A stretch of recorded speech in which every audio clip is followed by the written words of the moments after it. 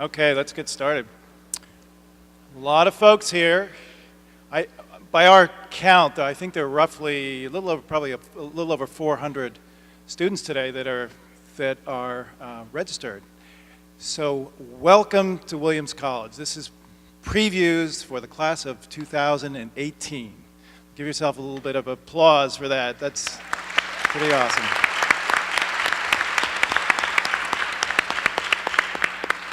My name is Dick Nesbitt. I'm the Director of Admission. You may, if you were up early this morning, you may have seen me walking around campus tying balloons to signs all around campus. And I was thinking, I am at the top of my profession. I had to switch hands here. I still have a little bit of writer's cramp. Try signing your name 1,150 times on admit letters, but believe me, it was worthwhile. On behalf of the entire admission staff, I'd like to welcome everyone, students, parents, grandparents, other family members, and we do have a wonderful panel here of students and faculty. But before I turn the microphone over to President Falk, I would like to publicly thank my staff. You may have met some of them. Now we've been kind of in overdrive, for months now, really, visiting high schools and reading and evaluating applications, and most importantly, making decisions. My staff is particularly talented and astute, and the reason why we all know that is because they all voted for you. Yes, you can, give them an applause. And this is really the, you'll see that a lot of us are kind of sleep deprived, but also euphoric, because this is really a treat for us to have you here. We're really honored that you're all visiting today. A special shout out for Marcus Burns. Where's Marcus? Is he around? Where are you, Marcus? Come on, there he is. Okay. Marcus is our, member of the admission staff that did the planning. He's sort of the master planner for previews. So thank you, Marcus, for that, for the fabulous job that you've been doing. Just to give you a brief summary of what happened, we had early decision round. We admitted about 236 students, I think it was, and then another 950 for the regular decision round. So a total of 1,150. The class that we're looking for, the class size that we're targeting, is 550. So do the math. Some of you out there, how many out there are early decision? Raise your hands if you're early decision. Oh yes, very easy to spot those folks because they're nice and relaxed. They've already bought their Williams sweatshirts. How about the others that are still making a decision? Raise your hand. Okay. All right. So this is the time really for you to figure out what's the best fit for me. And so we're delighted that you're here to do that. So for you early decision folks, your job is to convert at least 3 people, that haven't made up their mind to come to Williams. So let's begin the program. Since becoming the 17th president of Williams in April 2010, Adam Falk has focused on advancing the college's mission of providing the finest possible liberal arts education by working with faculty to strengthen the curriculum, further enrich student residential life, and maximize the educational value derived from the growing diversity of the college's students, faculty, and staff. President Falk joined the college from Johns Hopkins University, where he served as Dean of the Krieger School of Arts and Sciences, and earlier as the Dean of the Faculty. High-energy physicist, how many college presidents are high-energy physicists, and award-winning teacher whose research focuses on elementary particle physics and quantum field theory. Falk is a fellow of the American Physical Society and winner of prestigious awards from National Science Foundation, Department of Energy, Research Corporation and the Sloan Foundation. President Falk and his wife, Karen, reside in Williamstown with their 3 children, Brianna, David, and Alex. Please welcome Adam Falk.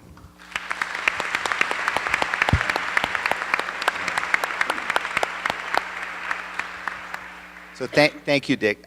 Welcome to all of you, both those of you who've decided what you're going to do and those of you who are still deciding.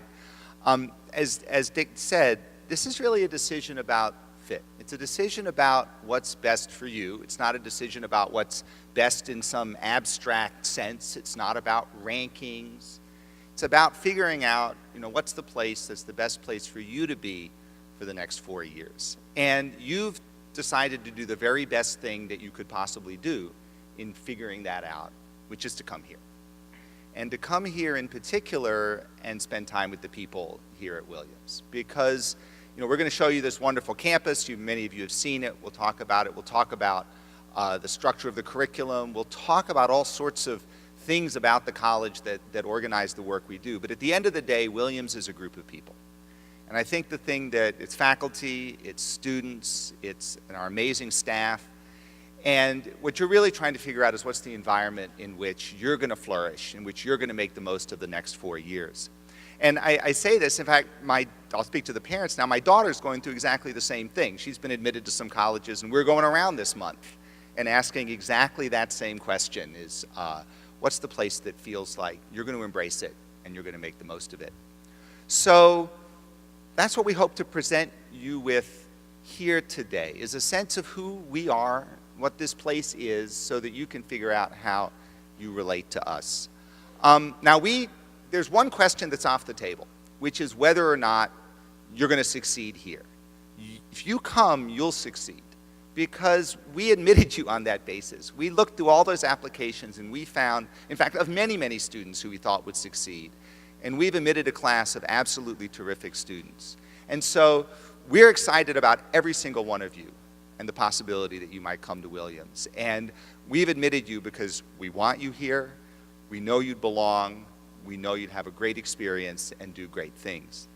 But what I think you have to figure out is where your passions really lie. And I think the best thing we can do, and we're going to do this in this panel, is, again, give you a real sense of what in particular we are, what in particular we stand for. So I want to talk about a few things that Williams offers that I think matter a lot to us.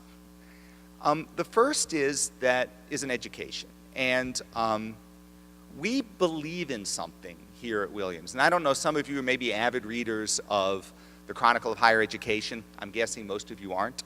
But you may read the Times or the Journal or the Post or the Chronicle or the Des Moines Register, depending on where you are. And you read a lot about higher education and what it's for.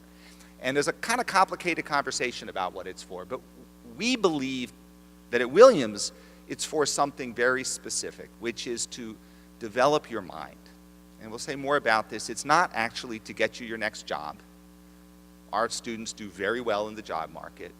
It's not to pour a certain set of facts into your head that you think you can't do without, although our students learn a whole lot of facts. Don't worry, parents, there's no fact shortage here at Williams.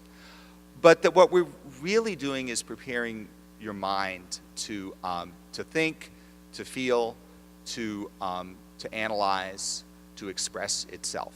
And that's what we can accomplish with you in these 4 years. And we do this with the model of a liberal arts education. And that's an education which is deliberately broad, it's very rigorous, but it's delivered in a highly supportive and personal environment. You're not going to find our students here taking massive open online courses with 100,000 other students. What you will find is a 7-to-1 student-faculty ratio, which is what allows our students here at Williams to spend as much time as possible in personal personal ways and in small groups with our faculty. So the goals are to think critically, to write effectively, to argue persuasively. And the classes that we teach, the classes you will take, are tools, are ways of getting to those goals. And it matters less exactly what those classes are, and more how deeply you engage, whether it's history or English or physics or math or French or religion. The higher purpose is is the habits of mind that you develop. I want to pull out in particular, because I'm the only scientist on the stage, a fact, which is that science is one of the liberal arts. It is, always has been. I think sometimes there's a misunderstanding that when people say liberal arts colleges, it's just the humanities and the social sciences. We do a fabulous job of educating students in the humanities and the social sciences, and Professor Buell is going to talk about that, probably more generally, but certainly touch on that. But we also have an absolutely stupendous science curriculum. Great opportunities for students to work in research with our faculty. There aren't any graduate students here, which means that when it comes time to work with a faculty member, you're not behind in line, behind anybody. And for students here who want to go to graduate school in the sciences, we have an extraordinary placement record. So that's my little plug for science, since I'm the one person up here with an opportunity to give it. But even with science, I think it's the higher capacities that we're the most interested in developing. I think you can a little bit know places' values by some of the stories they tell themselves. And one of the things, if you haven't picked it up already, is you hear this word log all the time. The log. There's a building called the Log, Mark Hopkins and the Log. I want to tell you what that, in a little more detail, what that is and what that means, because I think it goes to the heart of what we believe in. So the only president of the United States to graduate from Williams was James Garfield. And Garfield was president in the 19th century, and he didn't last long. He was assassinated early in his tenure by a crazy office seeker. Garfield, by the way, was mentioned a year ago in the Post around President's Day as the finest president we never had. It's really, and it's a wonderful biography of him, really extraordinary human being. He makes me feel very small because he was a college president before he finished college, actually.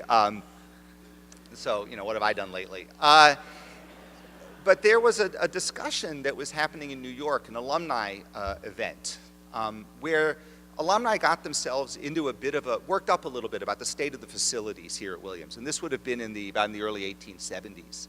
And at the time, the college had as president the legendary Mark Hopkins, who was the president for about the middle third of the 19th century, taught every senior the class in kind of in moral philosophy or ethics, was known as one of the great pedagogues of the 19th century.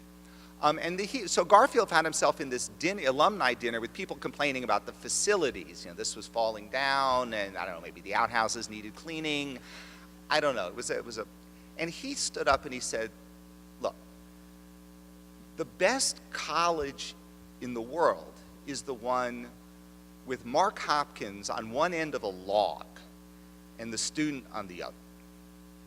And what he meant by that is that the only purpose of anything that we do is to bring faculty and adult mentors, faculty, together with students. That facilities, everything else is in service of a human dimension of the education. And that's something we believe in deeply, that this is all about bringing human beings together. And we are building a marvelous library, and the new Sawyer Library, when you come, that'll be your library. Don't even look at that one over there anymore. It doesn't exist. And it's a beautiful building, but we're building it in order to bring people together. That's a building that's full of group study space. It's full of technology and full of books. It's full of rare books. It is a crossroads for our academic community. That's why we build a building. That's why we're building that library. And that's, I think, why we do everything that we do here. So that's what education is. We're also a place, and I think you'll feel that very powerfully as you're here, that you couldn't take Williams and plunk it down anywhere and have it still be Williams. We're a community, we're a very intentional community. We're one where we think a lot about what sort of community we want to be. We engage with each other. There's nowhere to hide from each other here, and that's a really good thing. We don't always have comfortable conversations with each other, and that's also a good thing. As you will find when you come here, that there's more variety of people, a greater diversity of people, backgrounds, points of view, than you'll find in almost any environment. And we're deeply committed to the idea that you come here in order to engage, in order to spend time with a lot of people who don't see the world the way that you do. That's a really important part of coming to college, and we work very hard to foster that. Of course, we have wonderful physical spaces.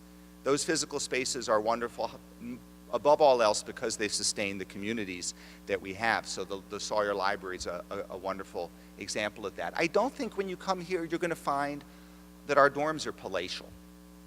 I don't think you're going to find our recreation facilities are the fanciest you've ever seen. But what you will find when you go into them is people engaging with each other, people being brought together in these spaces, those spaces serving their purposes the way that they most need to. And then you find a physical environment. And all I can tell you is I've lived here 5 years. I've never been more busy. I've never been less bored. You are brought out into the physical beauty of Williamstown. You're called to be outside. For those of you from the west or the south, this is a warm day in the spring. You'll get used to that. It's actually a beautiful day. And I think that there's something special about the relationship to outside as well. The third thing I'll mention is that we prepare you for, I think, success in life defined in its most broad terms. That is, we do expect that you're likely to be professionally successful. Most Williams graduates are professionally quite successful. But we're also interested in sending you out into the world prepared to be personally successful and ethical. And we're interested in your spiritual development as well. We're interested in you as people, not just as vessels for pouring in information. And we believe that success in life, the success after Williams, depends on developing all of those dimensions of who you are. And then finally, when you graduate into a family that you are part of for your entire life. I've been here 4 years, I've never seen an alumni group like the 28,000 Living Williams alumni. And I'm looking around, there's actually a few people I know in the room who are Williams alumni that I can see. You can testify to that. They find each other, you know, they expect to be welcomed and expect successfully to be welcomed by each other in new towns and within their professions. We were at Google visiting in January, and we're led around by a couple of EIFs. And they said, oh yeah, there's 61 EIFs at Google, and we all are on a listserv, and we all get together, and we all know each other. And that's a really special thing. You're part of this forever. And that's, I think, particularly true here. So, again, what is college for? It's not about we're not focused on preparing you for your first job. We don't measure our success by the size of the salary that you make when you walk out the door. We believe that we're preparing you for life, and that a liberal arts education, the kind of education we offer here, really is the best preparation for that life. And more so now than ever. The faster the world changes, and we're in a very fast-changing world, the thing you need to do in the next 4 years is prepare yourself to adapt and learn. Because we can't possibly prepare you for everything that's going to happen in the 30 years after you graduate. And if you look at what our majors do, students from every major do everything, right? So there's not a lot of connection between what you major in here and what you do with your life. So I'll leave you with one last thought, is that I talk to a lot of alumni and from all sorts of generations, and there are two things that they tell me that I think when you come here, if you come here, wherever you go, will likely be true for you. The first is that they don't actually understand what Williams gave them until decades after they left. And the second is that what they really learned here, as important as classes were in their experience with the faculty, it wasn't the facts that they learned in the classes that they took away from here. It was the relationships that they built with faculty and with their peers, with staff, and with each other. So, and that they've gone out and had an impact on the world that's really disproportionate to their numbers. So that's Williams. I mean, that's what we believe in. That's, I think, what we offer. You have to figure out what the best place is for you. And I think for many, many, many of you, Williams is the best place. And for many of you, there's another place that's going to be the best place. And what we want you to do is come here and really appreciate what it is that we offer, and hopefully it will resonate with you. So with that, to give kind of more contour to what Williams is, I have three friends here. And I'm going to introduce them one at a time, because if I introduce them all at once, you'll forget by the time we get to the next one. So the first is April Jenkins. April is in the class, she's a senior. She's a political economy major and a leadership studies concentrator. and she comes from far away, Bainbridge Island, Washington.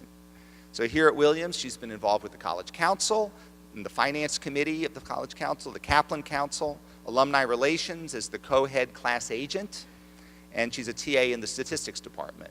She spent her junior fall abroad in Cape Town, South Africa, and her sophomore winter study in Tbilisi, Georgia. So, April. Thank you so much, President Falk.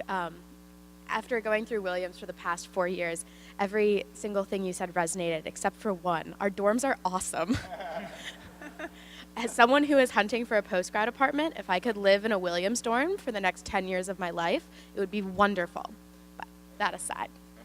I remember very, very specifically being in all of your shoes about 4 years ago. And it wasn't just because I was walking around on a broken ankle. It was because even though I had been early decision, had decided to come here off of actually what was the worst college visit I had at any school. So I came as a senior, as a prospective student, and was visiting a few schools along the East Coast, we will call them, and was matched with a freshman who had a very busy day and decided to set me in her common room. A lot of our dorms have these common spaces. After sitting there for about 4 hours with no Wi-Fi password, I quickly realized that I was very bored and didn't like watching TV. However, the rest of her entry noticed that as well. Throughout your time here, you'll quickly hear about the entry, which is our freshman living experience, and quickly realized, why do we have this high school senior who looks bored out of her mind? And their response was not to try and convince me about what I hadn't seen, but instead to beg me to stay one more day so that they could take me to their classes, and quote unquote, they wanted to take me out that night so that I could have a realistic experience about what Williams meant. So, one day later, one pushed back car ride, and I had a much better view of Williams, which was this really energetic yet community-oriented place. So I want people to keep that in mind, that sometimes really great things come out of somewhat unfortunate situations. But looking back to the entry in particular, it's where you start your 4 years, not only because you live there, but because it turns into this outstanding community. And so in preparing for this speech, I decided to text my entry last night and try and figure out kind of what they thought would be some excellent stories to encapsulate our freshman year experience. I had to tell them to stop after about 40 texts. The experiences that they brought up ranged from the time, I'll go with my absolute favorite. We were doing, it's called a secret snowflake, where we each decide we were going to get a present for each other, try and make it completely custom before winter break. And so our JAs drove us to Walmart, and we all purposely just scattered. They're like, this is really weird. They normally at least somewhat stick together. And we come back about 20 minutes later and had made them these custom Christmas cards with like dressed up with wigs and like this fake Santa we found, all from the little photo department at Walmart. So you could imagine how high quality this image was. But in visiting some of my friends, we're spread out all across campus. It's quite funny because each of us have this little holiday card that we have pinned somewhere in our room. And I think that's very encapsulating of the entry experience in that it sticks with you. And so you wind up with this amazing group of people, not only who are there to be supportive, but to be there for all types of things. And I think that that's more representative of the Williams experience more broadly, in that it's almost like this all-you-can-eat buffet. That's the way I like to think about it, is you have these social opportunities, these academic, extracurricular, research, travel, off-campus, summer. The list goes on, and I can guarantee you'll hear all about these different lists throughout your time at previews. But you don't have to narrowly confine yourself to one of the different opportunities. It really is like this all-you-can-eat buffet that you can kind of keep going until you're really, really full and can't take any more. But you always come back to this table of community in a lot of ways. And so that's how I spent my freshman and sophomore year.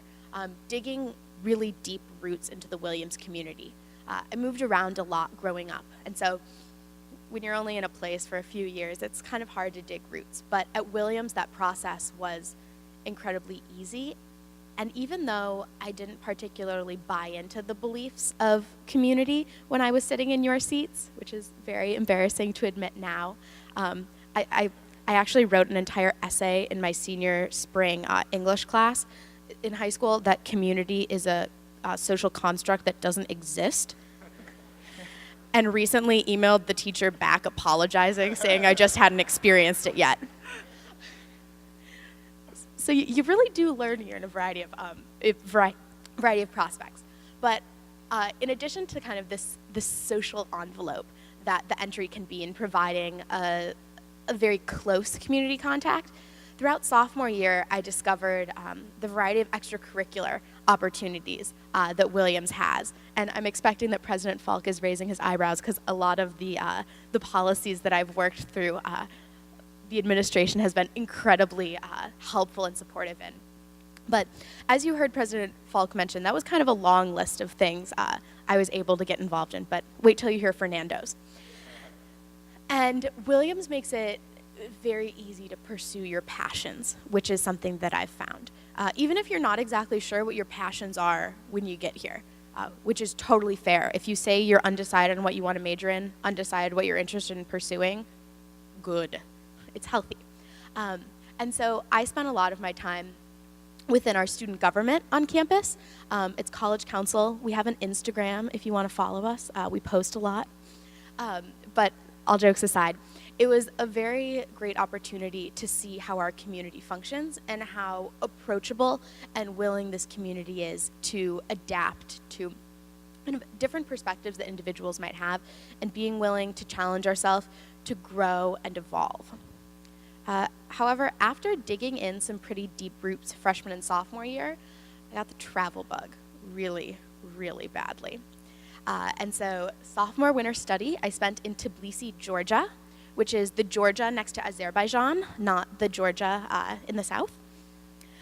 And went with 9 other Williams students. It was facilitated by a Williams professor and lived with a host family in this lovely cement Soviet apartment building working in the National Investment Agency of Georgia. So it was this whirlwind month experience of learning how to eat a khinkali, which is this Georgian soup dumpling, and learning a little bit more about post-Soviet economic liberalization. And after that, which wasn't something I was particularly interested in before, realized this was something I was really, really quite interested in and wanted to pursue further. So the next summer, I took a travel fellowship, which will probably, if you have talked to any Williams students, kind of this reoccurring theme. Williams has a very large variety of fellowships that they provide. Kind of go and explore different academic or activist things you might be interested in. So I took a Wilmers Fellowship and went to Cape Town, South Africa to study the, sorry, this is going to sound very esoteric, cash transfer social grant policy of HIV effectiveness in 5 sub-Saharan countries, focusing on Malawi. So if anyone actually understood that, please let's talk afterwards. And so I was working with a Williams professor at a think tank that he had founded down there. There was about 4 other Williams students who all of us were down there for the summer. And afterwards decided to continue with the Williams in South Africa study abroad program. So as I'm sure you'll hear, there are a variety of study abroad programs that any Williams student is able to do, but there are 3 Williams specific. One is Williams at Exeter, which Fernando will talk about. One is Williams in South Africa, which is what I did. And finally is Williams Mystic, where you're studying marine biology on a boat across the world. And so I was in Cape Town, South Africa with 4 other Williams students studying policy and action. So half our time was spent at a think tank, while the other half was spent taking courses at the University of Cape Town. And I think this is not only an unbelievable experience in that Williams literally sent us as far away as possible as we could be, but also the ability to work really closely with professors on a topic that we were so interested in. They actually wound up bringing us to Thailand as well to work for 3 weeks in a capacity building workshop. And so it was our little troop of these 4 Williams students, because one wasn't able to go, and our professor trekking off to Thailand for a month.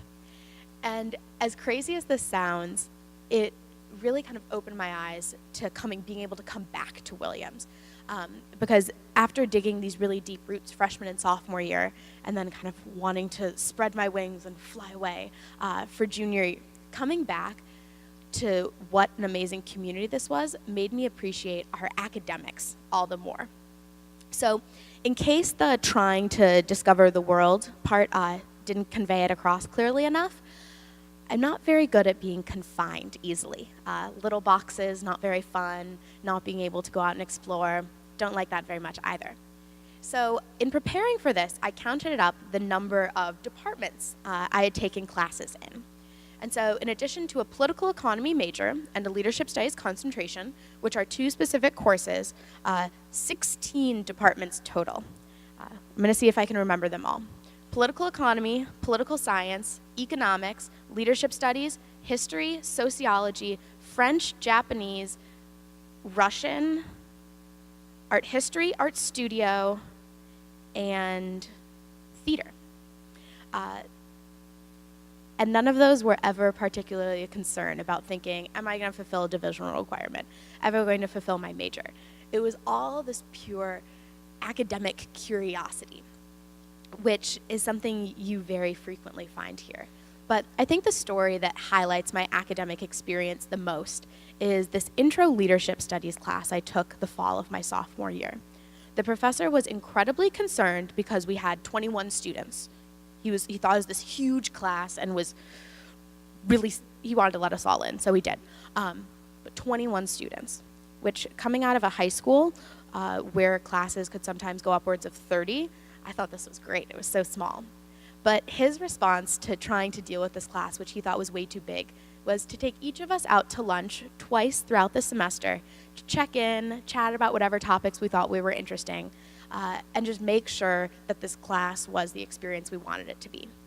So two key takeaways. First, our professor had lunch with 21 of us twice. I can barely get enough lunch dates in for like 10 close friends. So he has amazing scheduling power. But the second is that 21 was considered really big. And despite that, he was still able to facilitate this amazing close contact with each of the individual students, which I think has really been the hallmark of my Williams experience. Being able to explore, but also being enveloped by this community, whether that's a community of your professors and fellow students or a community of your students. So I hope that you believe my transition in not believing in community 4 years ago and believing in it today.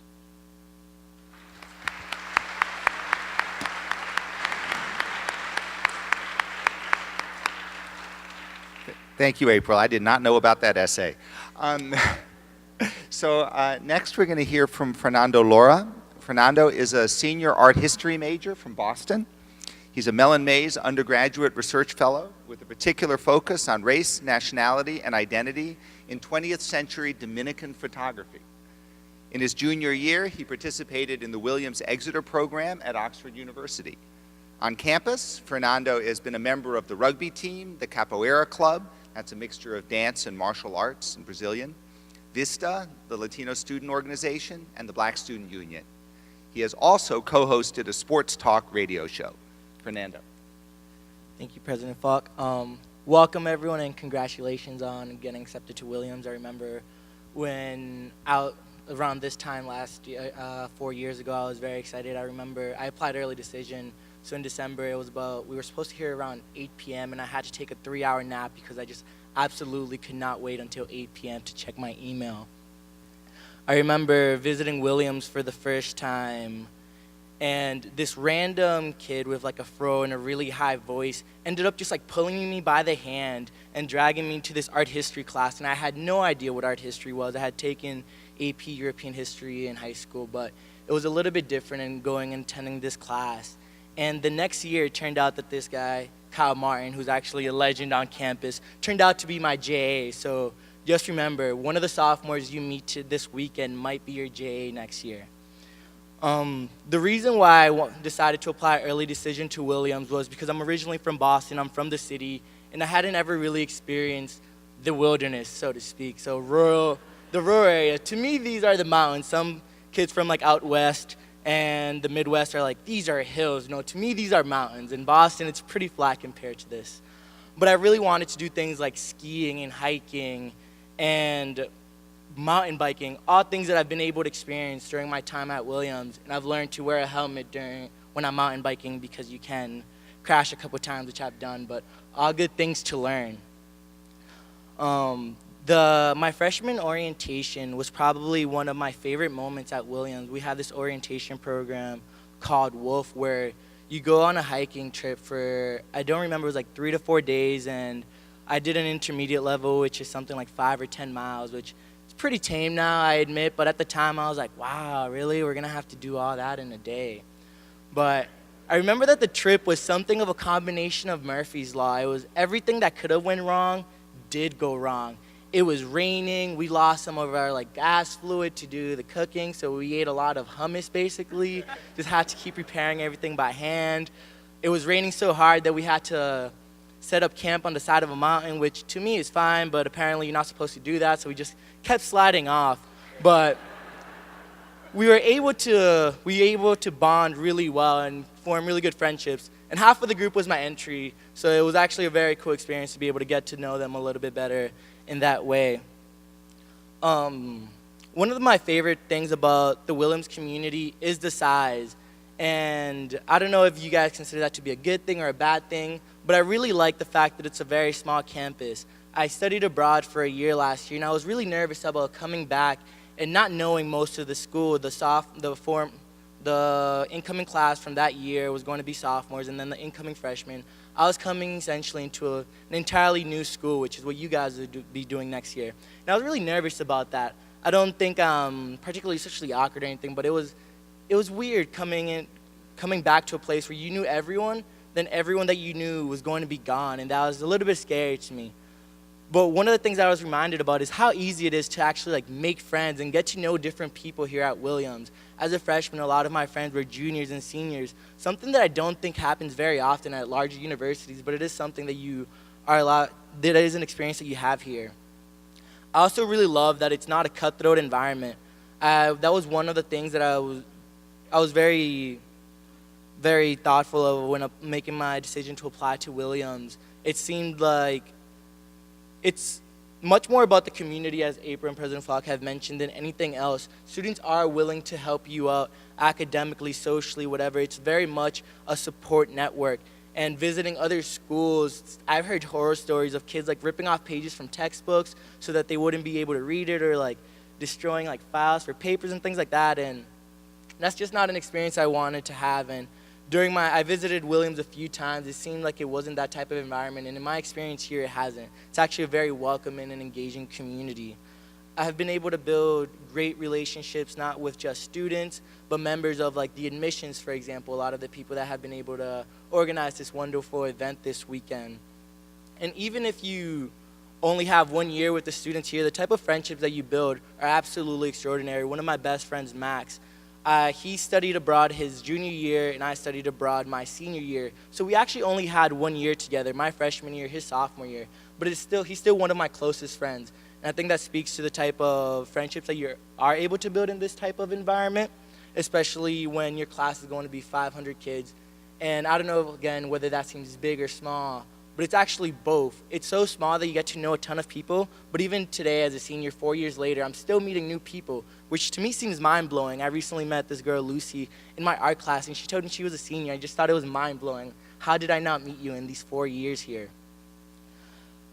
I think classes here are probably one of the best things in terms of the type of diversity and the type of different classes that you can take. I remember when I visited Williams, one of the things I really enjoyed about admissions was that, as President Falk has mentioned, they don't try to sell Williams to you. They really want to just expose you to the environment, to the community, and let you decide for yourself whether or not this is a type of environment for you. And I remember this admissions officer telling me that we're going to teach you how to think critically and analytically, and teach you how to engage with like your environment and the world, and be able to do whatever you want.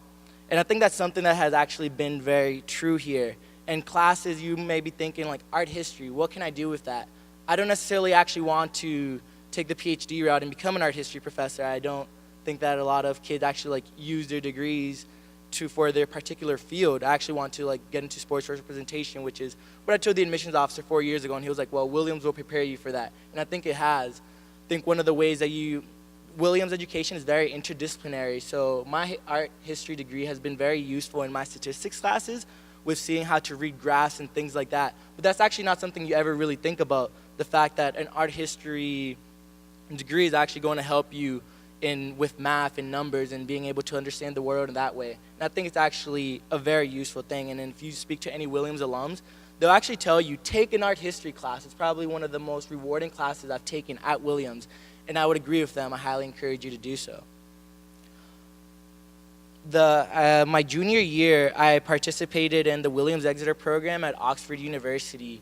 And it's a tutorial-based system. It's 3 trimesters of 8 weeks. And between the semesters, you actually have like a 6-week break, which is, it's almost like a summer, right? So you have 2 super long breaks where you're just able to travel or do whatever you want, come back home, really do anything. During the trimesters, you take 2 classes, 2 tutorials, and you're actually, unlike the Oxford students who can only take classes in their own discipline, you're actually able to take classes in a range of disciplines. So I mostly focus in art history, 18th century French art, so if anyone wants to talk Delacroix or anything, like, we can chat afterwards, and law, because it's not a particular field that I was able to study here, and I really wanted to do that. Socially at Oxford, it's very different. It's a huge university. I wanted to have the big university feel, something that I didn't experience here. Well, at the same time, I'm very attached to Williams and the size of the community. So I didn't want to go somewhere which was too big. And Exeter College is a college of about 300 kids, so a little bit smaller than your incoming class. But you are really able to experience the best of both worlds. Within the university, you can participate in any type of extracurricular activity. And I mostly participate in a lot of like photography, and I continue doing capoeira there. And I remember wondering if they have capoeira. They have this huge, their version of a Purple Kiefer event, which you guys will participate in later, except theirs is in about a building the size of like Williams. And you're just walking around for like 2 hours, and there are hundreds and hundreds and hundreds of different activities. And I never found capoeira, so I did a random Google search and found that like there are about 5 different programs at Oxford, and that's something that a big university and living in a small city is able to offer you, which I thought was awesome. At Williams, I think it's difficult to say what my favorite term at Williams is, whether it's the spring when it's absolutely beautiful, or winter study when you're able to take opportunities to travel elsewhere. During my time at Williams, I've been able to travel to the Dominican Republic, Cuba, and Siena, Italy. During my sophomore year, I traveled to Cuba and took econ, history, and political science courses at the University of Havana with college professors there in Spanish, which is just a mind-blowing experience. You were able to do this for 4 weeks, not really miss out on any of your Williams classes, and have this incredibly rewarding experience where you get to know about 10 of different Williams students, as well as the 2 professors that are the chaperones for the trip. This last winter study, I decided to participate in this program in Siena, Italy, and I was an artist in resident at the art school in Siena. And this doesn't mean that I'm actually an artist or that I can like do anything. It just means that Williams allowed me to have this opportunity, which was absolutely incredible. And I have these like wonderful paintings, which to me are awesome, but are pretty ugly in general. But these are the type of things that you're able to do here, which I think is fantastic. And really, you're able to actually study abroad a ton at Williams, even if you spend all 4 years, 8 semesters on campus, which is truly extraordinary. The different fellowship opportunities, as April mentioned, there are just so many. I participated in the Mellon Mays Undergraduate Research Fellowship, which is a fellowship that tries to increase the representation of minority faculty in academia. And these past 2 years, I've been able to do independent research on topics that interest me, such as Brazilian photography and Dominican photography. And eventually, if I do apply to grad school, I'll be able to show that I have sustained research in something that genuinely interests me, not necessarily in something continuing research for a professor, which is incredible. The staff at Williams in the fellowship office is fantastic. I can't speak highly enough of them. They've been extremely helpful in my own fellowship process, as well as my Fulbright application process this year. I recently received a Fulbright to be in Brazil for the 2014-2015, and I know that whether they want to or not, they're gonna have to continue helping me with the process because it is so complicated, and I know they'll be more than happy to.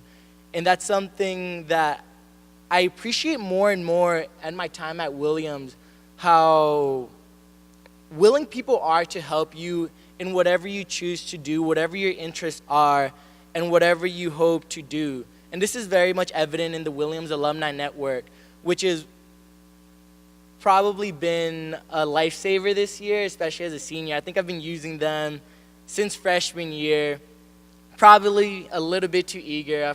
Anyone that's a Williams alumni here, I've likely probably contacted you within the past 4 years. But this past year, it's incredible how willing they are to talk with you, to talk to you about their careers, how they can help you get to the next step, and all these other things. And even the students. Recently, I was talking to a student about my career interests. I'm still interested in sports and entertainment, and I told him my career interests, and he was like, oh, my father works in entertainment. I'll get you in contact with him. And these are the types of relationships and contacts you're able to build here at Williams. And again, not to compare it to the larger university setting, but I do think it's something very different. And I haven't attended a large university, but it's definitely very different than, say, my experience at Oxford. And as incredible as my Oxford experience was, it certainly does not compare to my time at Williams. Hope you guys enjoy your weekend. Thank you.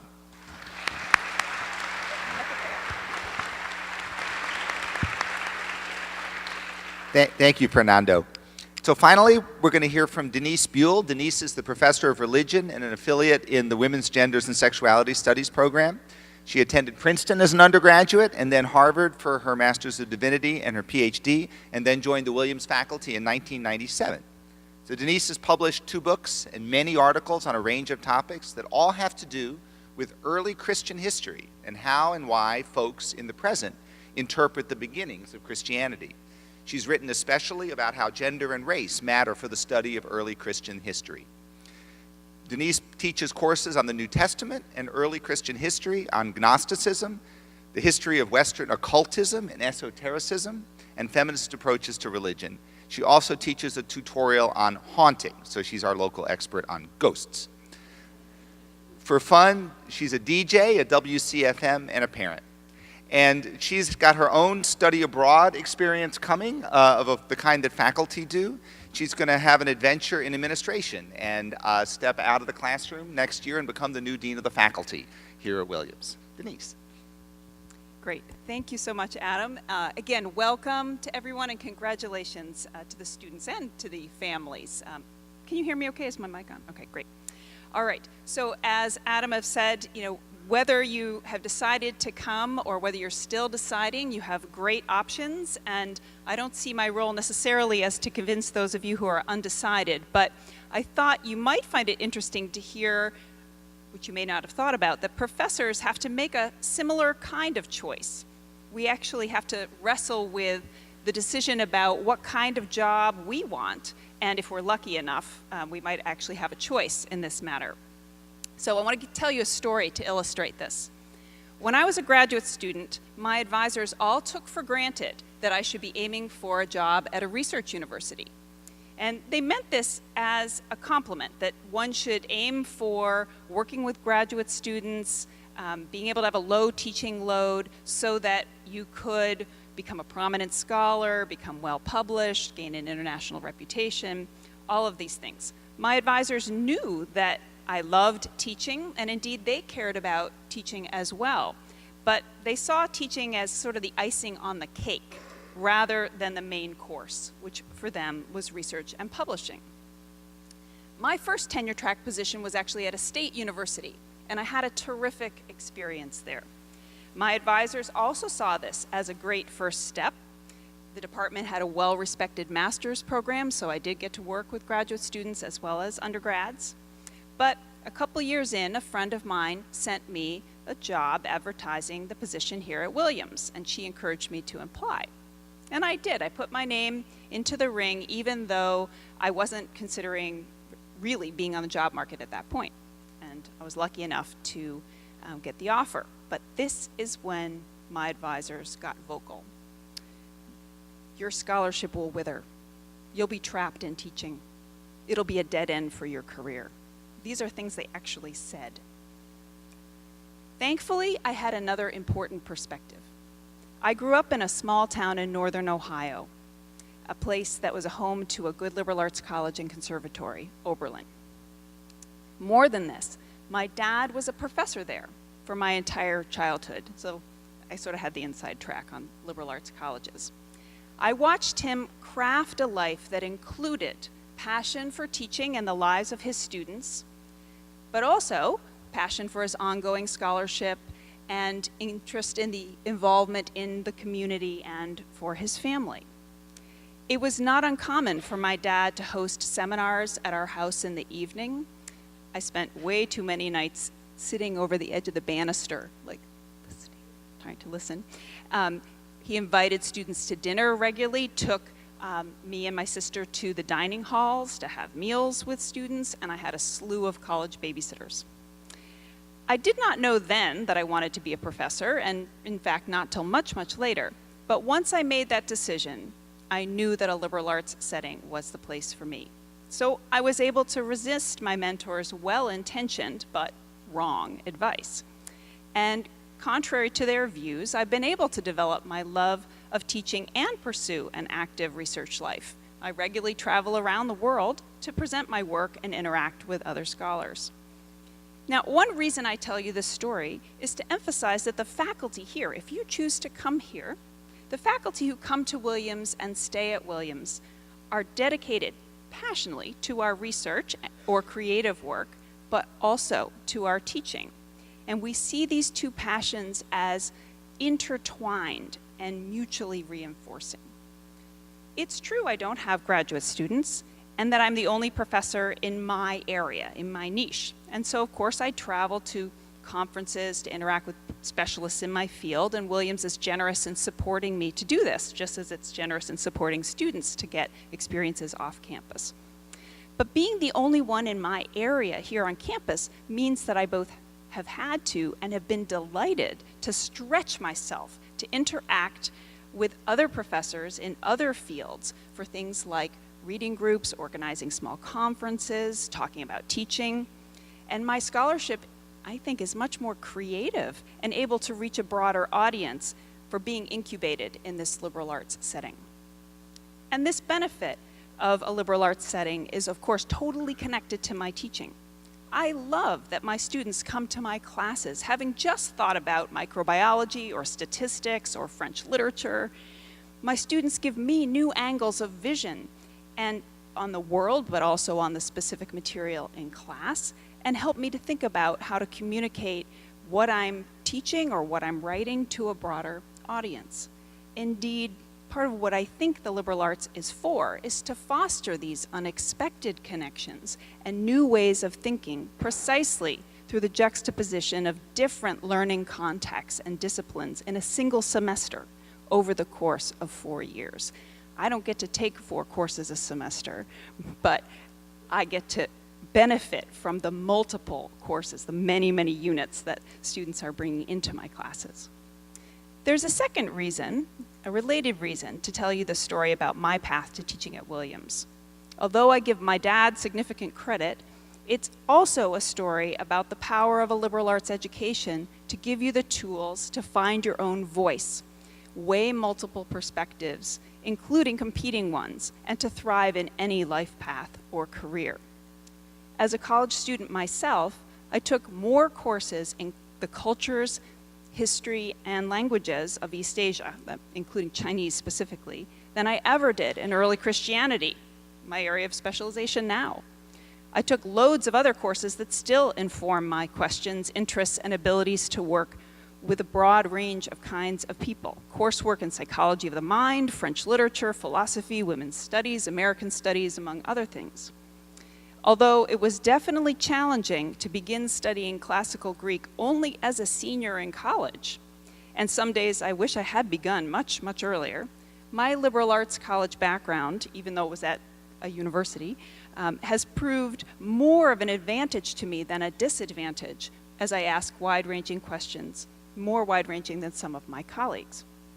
So I love teaching here because of students who just dip their toes in the study of religion. Students like Samantha Tarnasky, class of 2008, an English major and captain of the women's ice hockey team, who took 2 courses with me. She brought terrific conversations and connections between literature and religion in the tutorial on haunting that she took with me, and helped to get me hooked on ice hockey. It's no surprise that she went on to teach English in a high school in Connecticut and is now pursuing a master's in English. Or take Ryan Jenks, class of 2013, who enrolled in my tutorial in the first semester of his first year here at Williams, specifically, he said, because he wanted to challenge himself. He tried to pick the hardest thing he could as a budding biology major to take something way outside of his area, and it was a stretch. He didn't take any more classes with me, and he did go on to major in biology, but we continued to meet throughout his time at Williams just to talk about life, and he became one of my son's favorite babysitters as well. He's now spending a year in South Africa and planning to apply to veterinary school. So I love that kind of experience. You can, of course, not just dip your toes, and you should also cultivate depth in some area during college, and that's what a major is for, of course, and a concentration to some extent as well. So I get super excited when a student becomes fascinated with materials that are at the heart of my own work, whether that be early Christian texts, questions about why people today are interested in Christian origins at all, or about the kinds of approaches to religion that I work with. Students such as M.J. Rubenstein, class of '99, who challenged me to convince her that feminist theory was worth bothering with. Then she embraced it, went on to graduate work in religion, is now the chair of the religion department at Wesleyan University. Or Ashley Weeks-Cart, class of 2005, a WIGIS major, that's Women's Gender Sexuality Studies, who took Intro to WIGIS as well as Feminist Approaches to Religion with me. Her exuberance for the material reinforced my own. And you can find Ashley these days here on campus in her role as Associate Director of Alumni Relations and Director of Classes and Reunions, and in her virtual presence on her cool feminist blog. My students have also contributed directly, more directly, to my own work, often while pursuing their own independent research projects. And these students have helped to shape my research questions, undertaken primary research, and given me feedback on my writing. People like Gianna Marzilli, class of 2004, who wrote a thesis on religious conversion, a topic I was working on, but she developed it in her own way, looking at contemporary religious conversion of folks from within one kind of Christianity to another kind, like Catholicism to Congregationalism. Or Jimmy Grislack, class of 2013, who helped me complete 2 articles on how early Christian ideas about the Holy Spirit relate to modern thoughts on microbes. Okay, we can talk about that later. While he was pursuing his own work on the cult of a holy woman in Madagascar, based on his own study abroad experience in Madagascar. Okay, let me wrap up with a focus for a moment, a little bit different, on another reason I love my job that I think others have alluded to. You might have noticed that Williams College is in a rural setting. It's beautiful, and it's great for those who love the outdoors. But the point that I want to make is that a small town is a real plus for what it enables about college community. I get to know my students in small classes. Yes, 21 is big. Tutorials, seminars, in summer research, advising theses at my home, where I often have students over for a class session or a meal. I get to know my students outside of class. I hold office hours, often at Tunnel City, the coffee shop down on Spring Street, our one and only, or at the Student Center. I meet students on committees or at the radio station, and I love that my students come to class thinking about how their preparation for a big race or a big game helps them understand things like early Christian asceticism. that kind of intensity of physical and mental preparation involved in cultivating a holy life.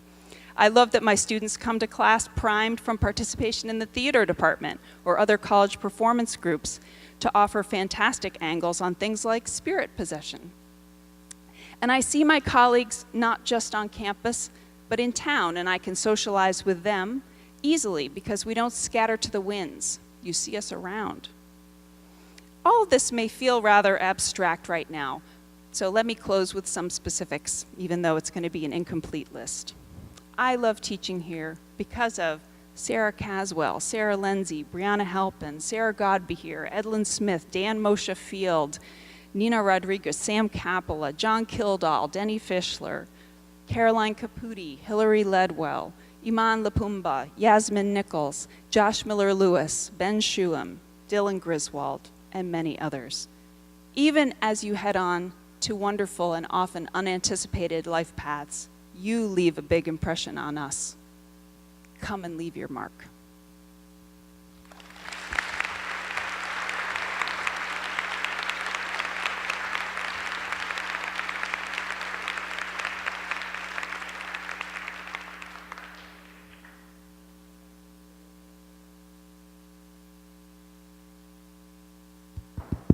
There, now can you hear me?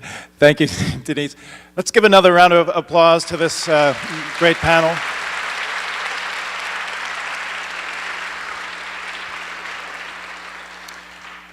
So you're off today. We have a busy schedule planned for the students. We've got lots of stuff for the parents too.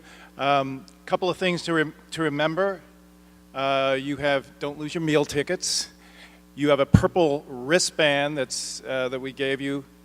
Hold that up. Who's got their wristband on? Okay, don't lose those because those get you in all the events that we have going on this evening. So maybe put that on now and keep that on.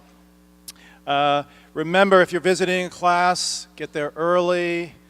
Turn off your cell phone. Stay through the entire class, please.